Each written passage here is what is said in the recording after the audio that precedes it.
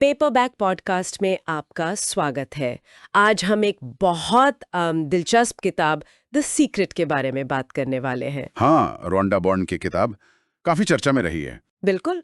और कभी सोचा है कि कुछ लोग वो अपनी मनचाही जिंदगी कैसे जी लेते हैं? ये किताब कहती है कि उनके पास एक रहस्य है। हाँ, और वो रहस्य है आकर्षण का नियम, मतलब लॉ ऑफ अट्रैक्शन। संक्षेप में कहें तो आपकी सोच आपकी हकीकत बनाती है। जो आप सोचते हैं वही आप बनते हैं, वही बातें हैं। अच्छा, तो चलिए थोड़ा और समझते हैं इसे।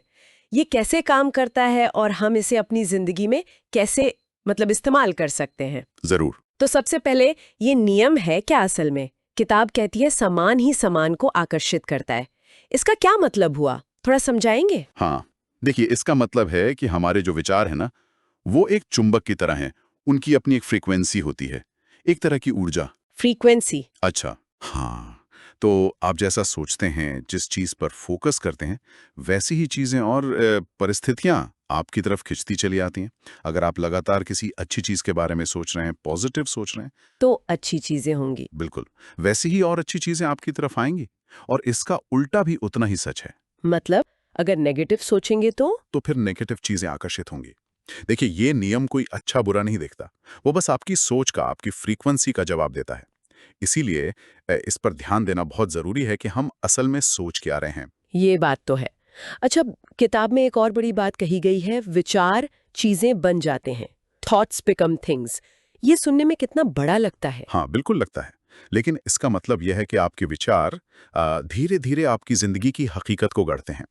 आप जिस चीज़ पर सबसे ज़्यादा ध्यान देते हैं, अपना फोकस रखते हैं, वही आपकी ज़िंदगी में, वो कहते हैं ना, प्रकट होता है, मैनिफेस्ट होता है। यानी हमारी आज की जिंदगी हमारे पुराने विचारों का नतीजा है। हाँ, किताब तो यही कहती है।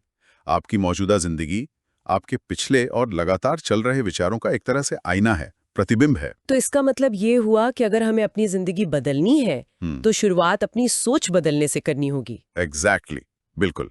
फोकस उस पर करें जो आप चाहते हैं, ना कि उस पर जो आप नहीं चाहते। अक्सर हम गलती यही करते हैं कि जो नहीं चाहिए उसी के बारे में सोचते रहते हैं। सही कहा। अच्छा, सोच के साथ साथ किताब में भावनाओं फीलिंग्स पर भी बहुत जोर दिया गया है। हाँ, भावनाएं बहुत जरूरी हैं। वो एक तरह से इंडिकेटर हैं। वो बताती हैं कि आप असल में क्या सोच रहे हैं और किस फ्रीक्वेंसी पर हैं। इंडिकेटर कैसे? जैसे अगर आप अच्छा महसूस कर रहे हैं, खुश हैं, उत्साहित हैं, प्यार महसूस कर रहे हैं, तो इसका मतलब है कि आप पॉजिटिव फ्रीक्वेंसी पर हैं और अच्छी चीजों को अपनी तरफ खींच रहे हैं। और अगर बुरा लग रहा है तो?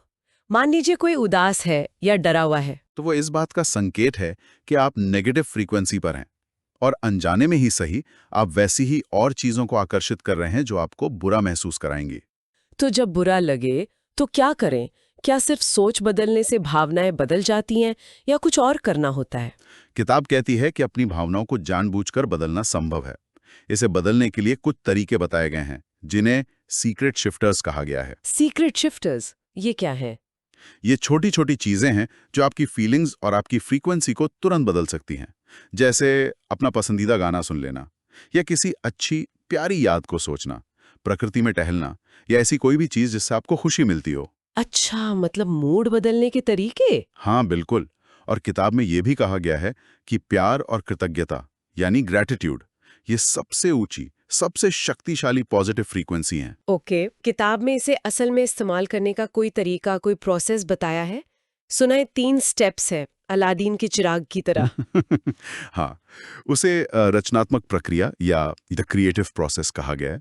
और हाँ, 3 आसान स्टेप्स हैं। पहला कदम, मांगे। आस्क मांगे मतलब ब्रह्मांड को या आप जिस भी शक्ति में विश्वास रखते हैं, उसे साफ-साफ बताएं कि आपको क्या चाहिए।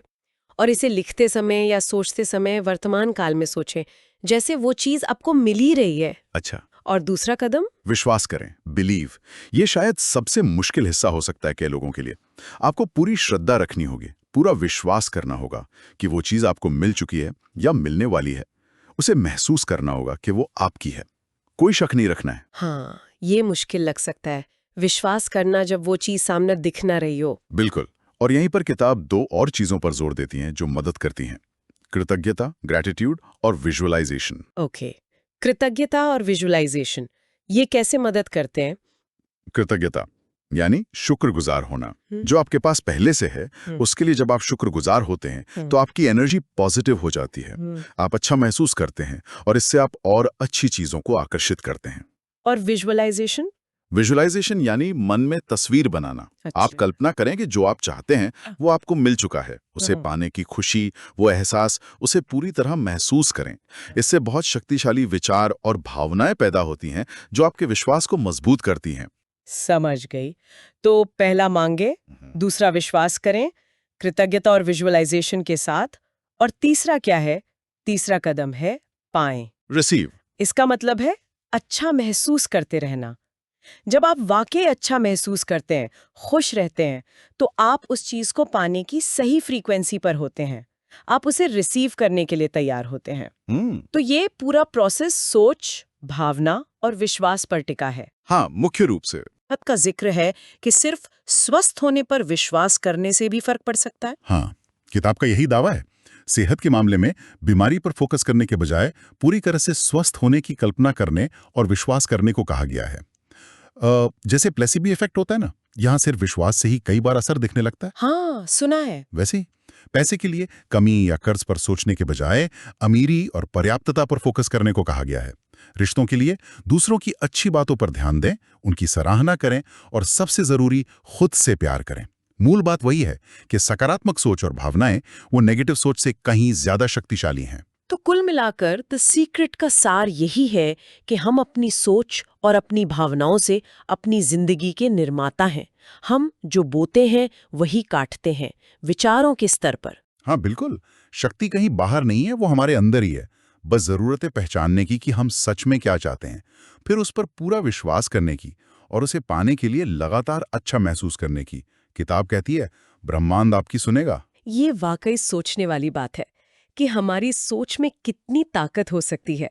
खैर, इसे आजमाकर देखा जा सकता है। आज के पेपरबैक पॉडकास्ट में बस इतना ही। हाँ, कोशिश करने में क्या हर्ज है। हमारे चैनल को सब्सक्राइब करना न भूलें।